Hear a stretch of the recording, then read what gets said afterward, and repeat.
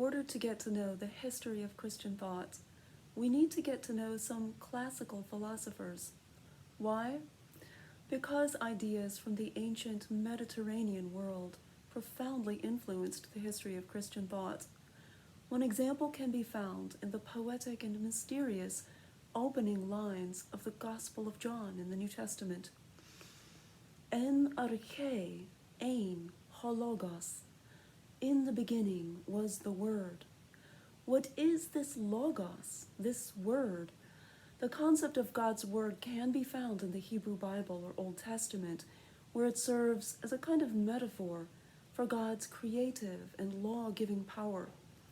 But here in the Gospel of John, we find something a little bit different. The Word, the logos, seems to exist alongside of God as a distinct entity that is somehow involved in creating and guiding the universe. Other examples can be found in the lists of virtues and vices, especially in the New Testament epistles. For example, Paul, in one of his letters to the Corinthians, writes, "Love is patient, love is kind, love is not jealous, not pompous, not rude."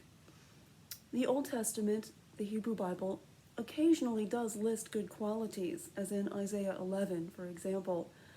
But it was the Macedonian philosopher Aristotle who really developed the idea of virtues and vices as aspects of human character in a way that profoundly influenced the way Christians came to think about the moral life, about the difference between good and evil, about how we make choices, about what it means to be a good person.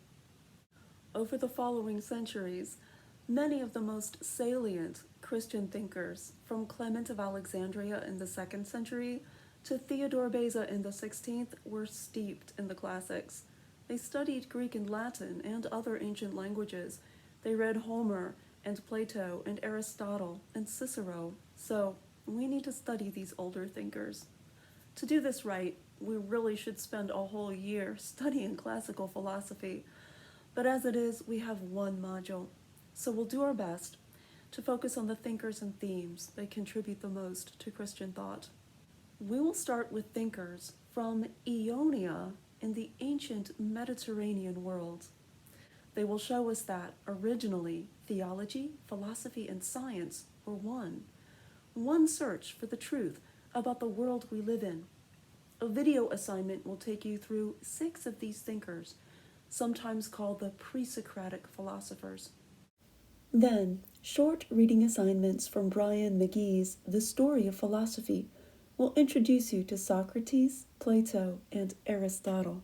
We will then take a deeper dive into the writings of Plato, an Athenian from Greece who was a friend and student of Socrates.